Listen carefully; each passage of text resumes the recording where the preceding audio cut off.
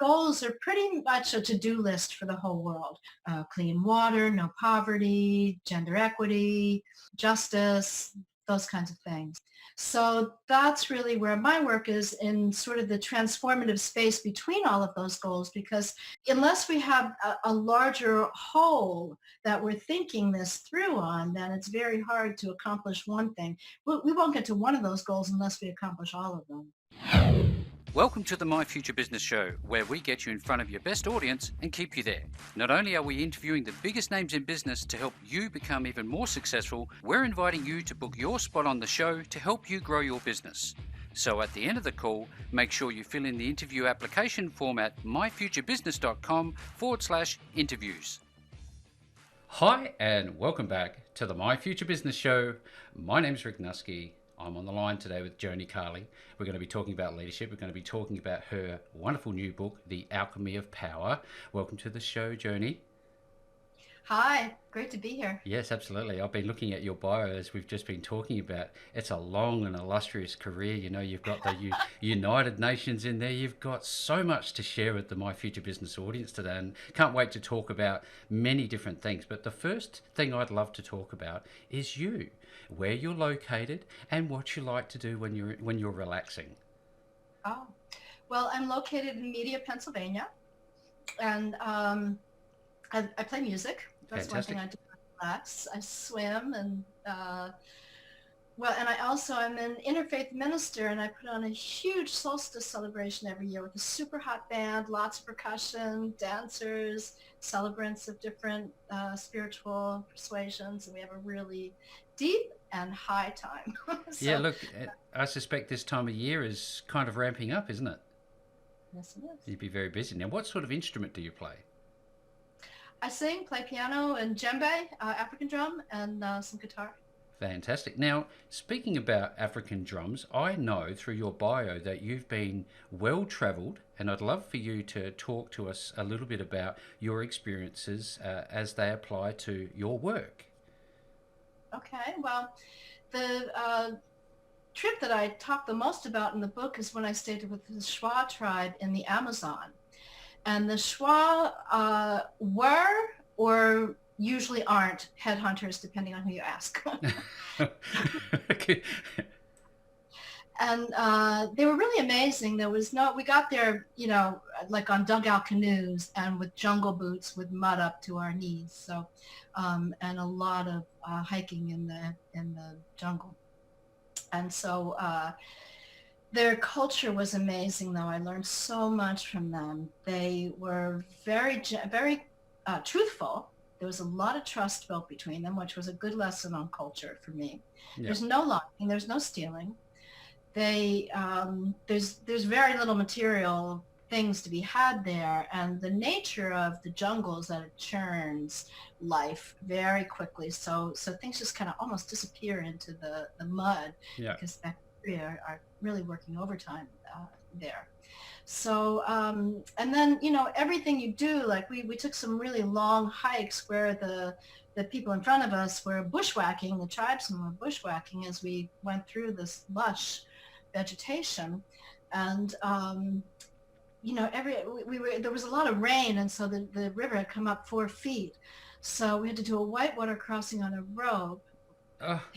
Had almost lost my life everywhere. And we were climbing up these 20-foot cliffs, and you go to grab onto something, and fire ants could come down your arm. Oh, they're no good. Yeah, no, and just go to the bathroom, was scorpion issues. Oh. So, it was, there's this immediacy. There's something that really brings you present when and I stayed in Africa also with the tribe that, no running water and lots of elements to manage.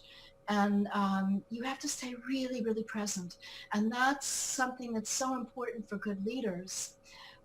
And the other thing about that is culture, that the Shwa had built a culture of trust. And even though they were very independent, their huts were very far apart. So if you went to visit people, it was a long walk. Yeah. But still, family was real important. They had a lot of time for good times, for family. And they were really fun to hang out with. They laughed, and they were just joyful people. Yeah, thank you so much. How long did you spend with them?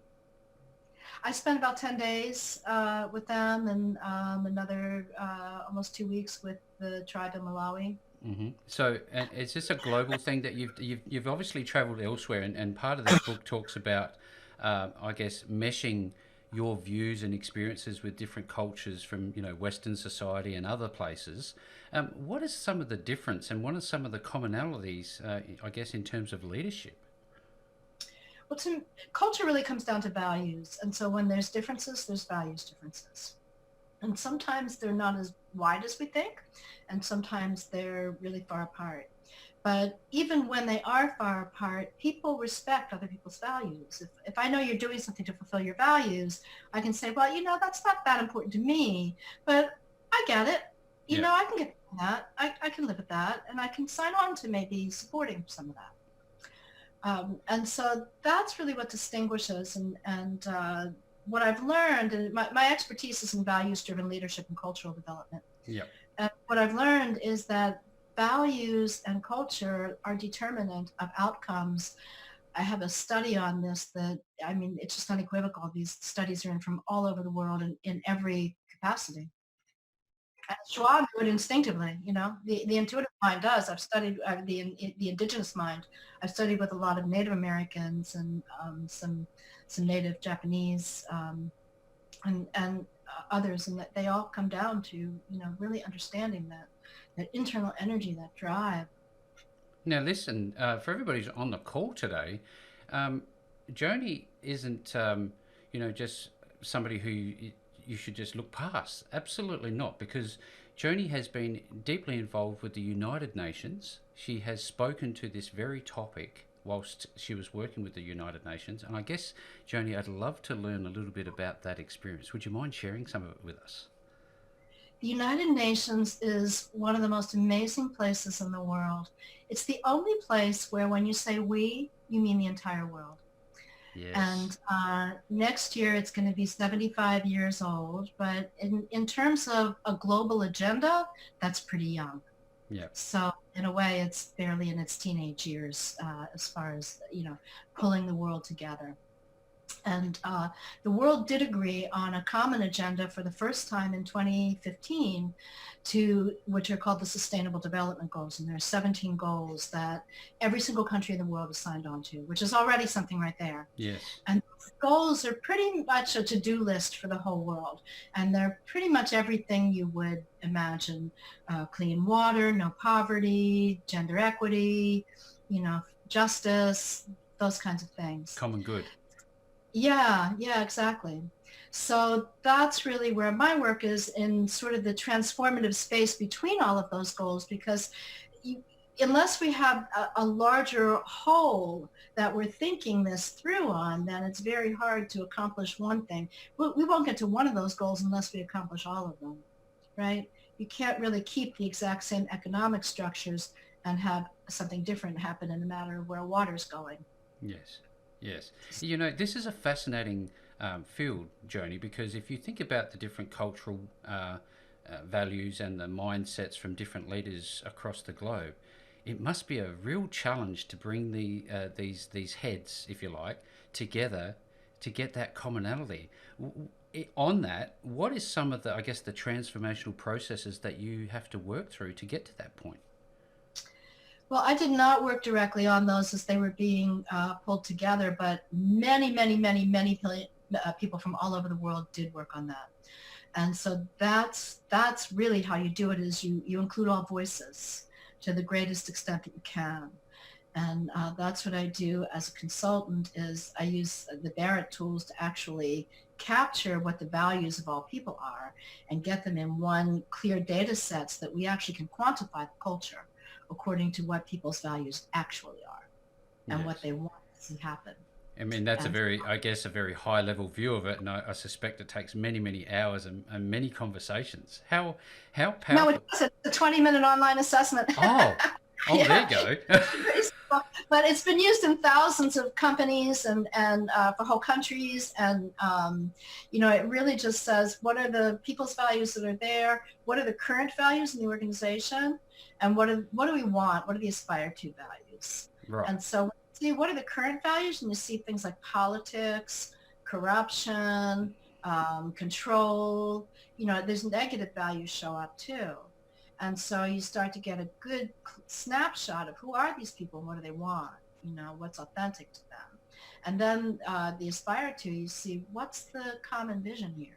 What do people, where do they diverge and where do they converge in what they're after? When you have that aligned vision and it's all inclusive, that's what we're learning about leadership and everything else this UN agenda got so far, because they went slow to go fast. When you stop and you don't have to stop, but when you commit what it takes to build a culture, it takes some time. Yeah. And especially depending on where your culture is currently. So, but if you put that time in, then you go slow to go fast. You can really go off to the races. I've got so many questions. They're just bubbling away in my head. I wonder, when you have an active outlier, for example, in an organization who is, actively resisting change, and this is a new leader that's come in, what are some of the techniques that that people can use that you know about? Well, again, my favorite thing is to come down to values, to look at, what kind of values is this person expressing? And where do we find that common ground? And because when values lead the way, then the dialogue tends to be healthy around those things. Otherwise, I'm going to push against this guy, right? Yes, I'm going to keep him from hurting me. I'm going to not let this happen.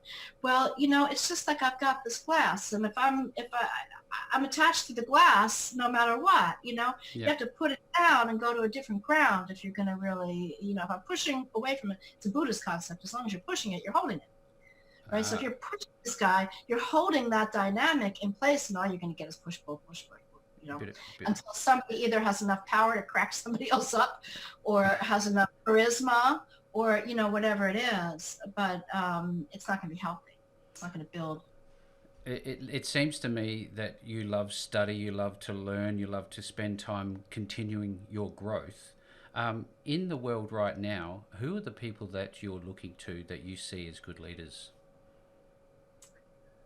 Well, I think President Obama was an amazing leader. He inspired us.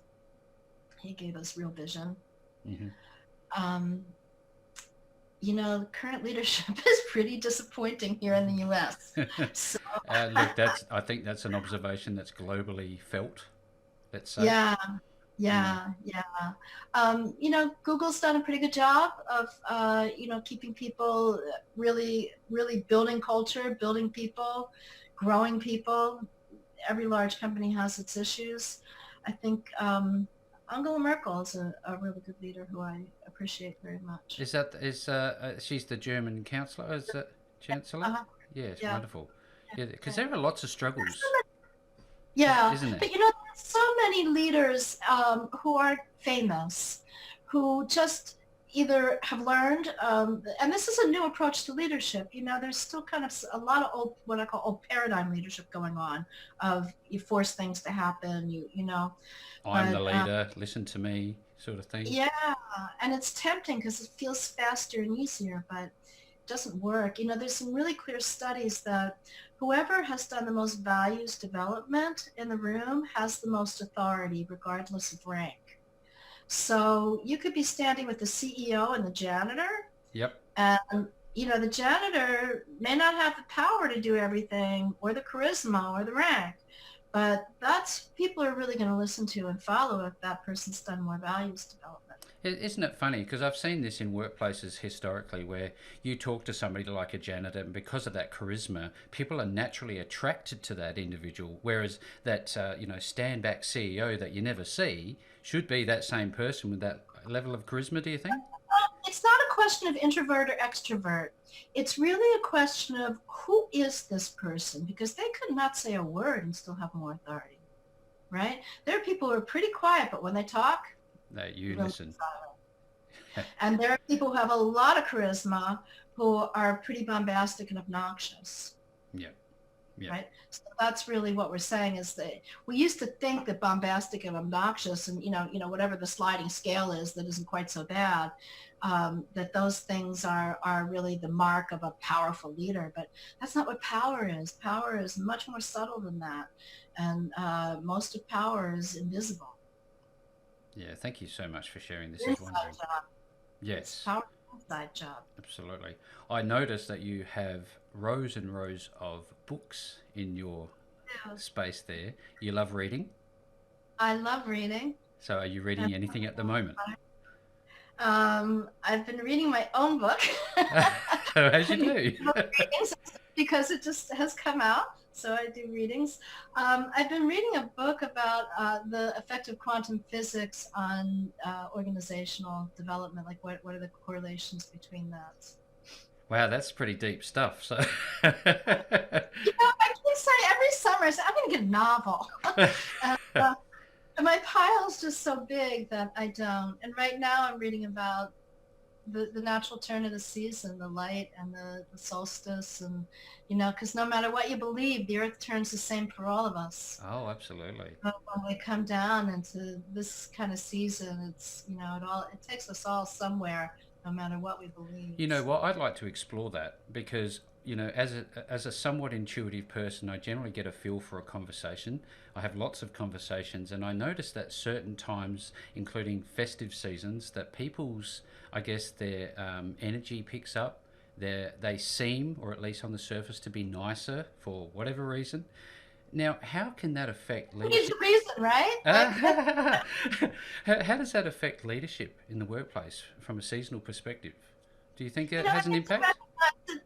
I think to recognize that there are cycles where there's a front, there's a back, and part of the human condition is if you're going to go up, you're going to go down.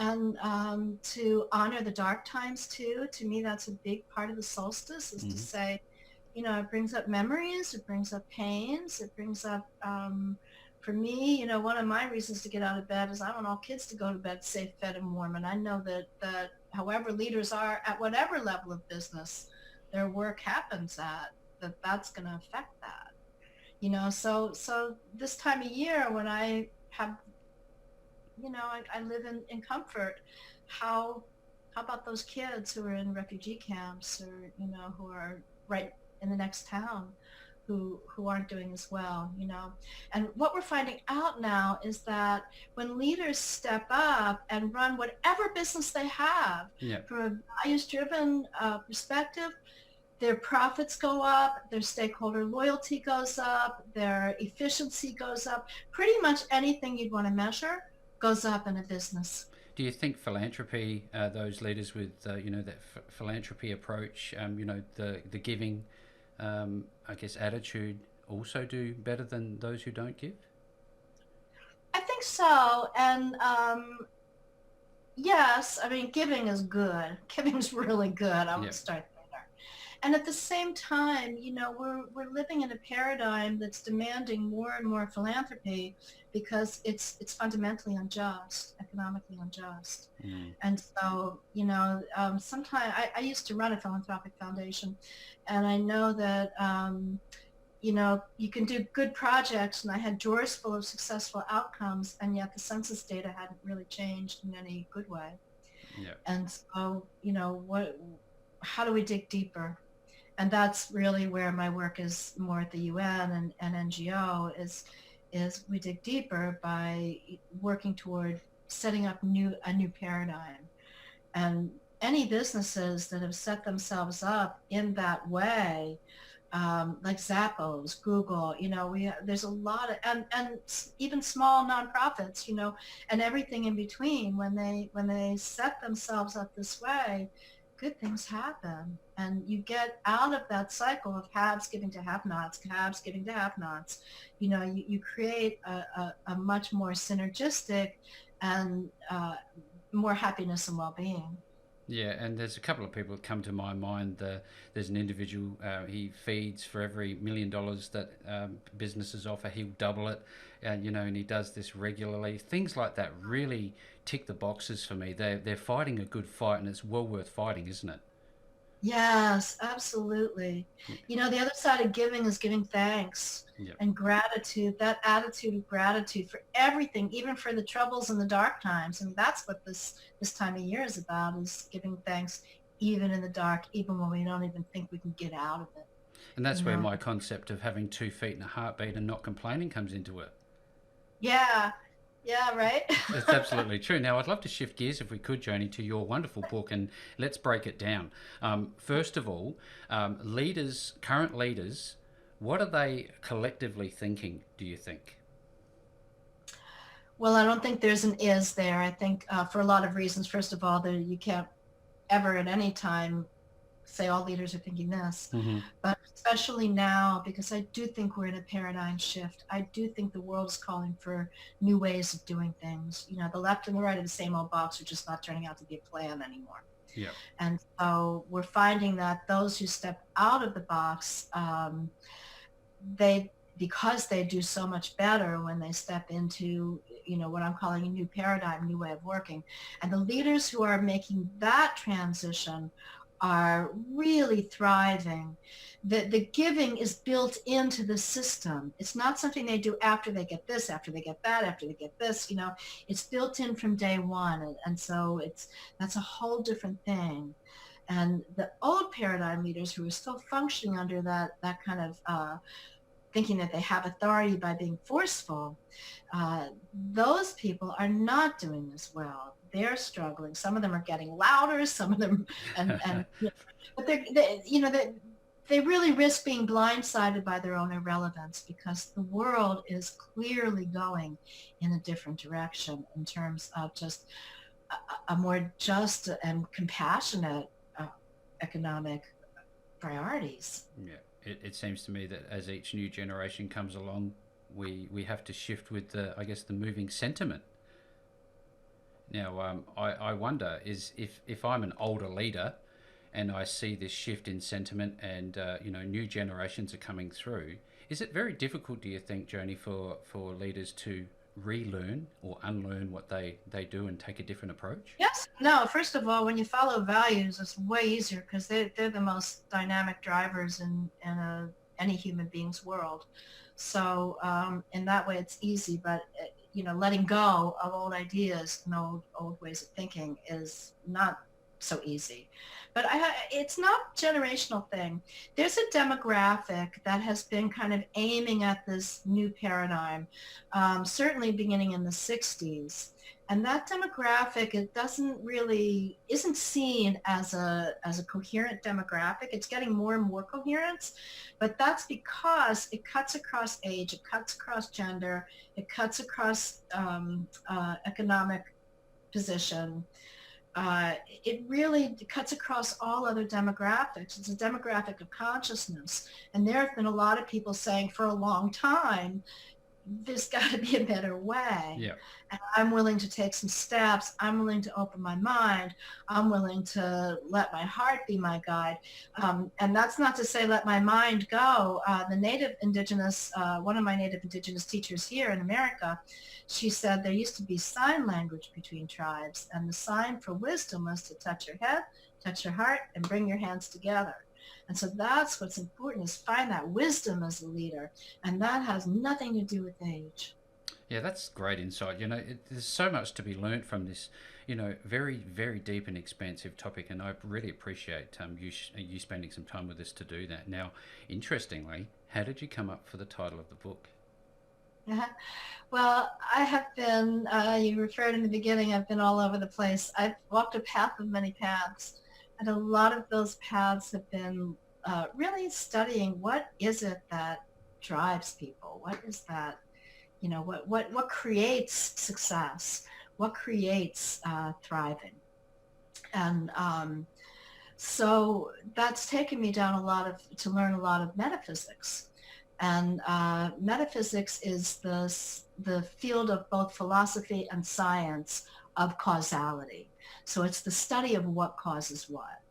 And in the old paradigm, that whole area was sort of relegated to fluffy. I call it the fluffy myth in my book, right? Oh, Yeah. that stuff's so airy-fairy. Doesn't count. Once you get all the numbers in place, then you can maybe think about that as a luxury. Well, Yeah. It's absolutely nothing. There's no data anywhere that backs up that myth. Yeah. But we're all kind of steeped in it.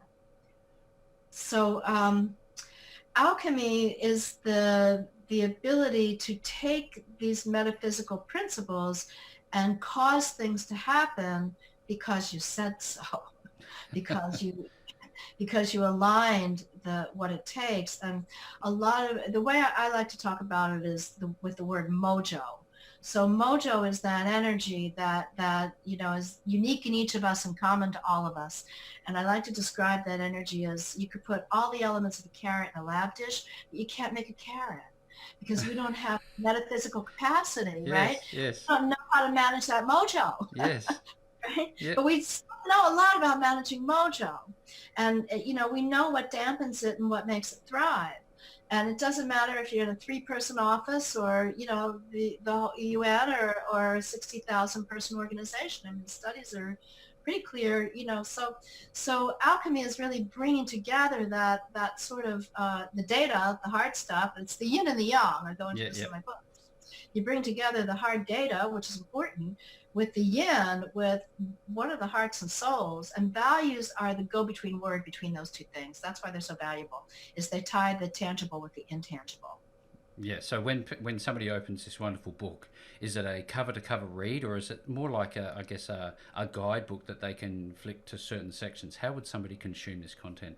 No, it's both, because it is a cover to cover read because it builds on Right.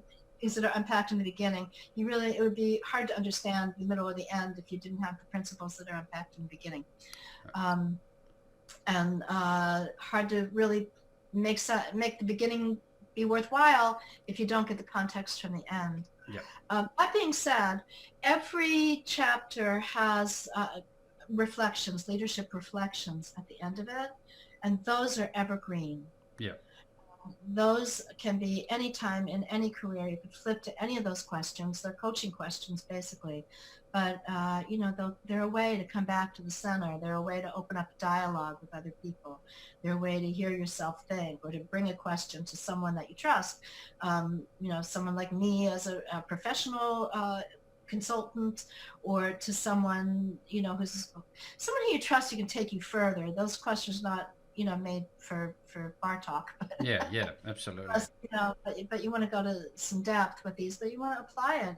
It's really about tying the rocks to the clouds. And so, I think once you've read it, and I think the glossary is really helpful too. And I think that would be referred back to over time, and then maybe specific chapters. I wonder about leadership in books like this. We talk about leadership as a parent, we talk about leadership in the corporate space, in tribes, as we've spoken about earlier. Is this a book that anybody can take some value from, do you think?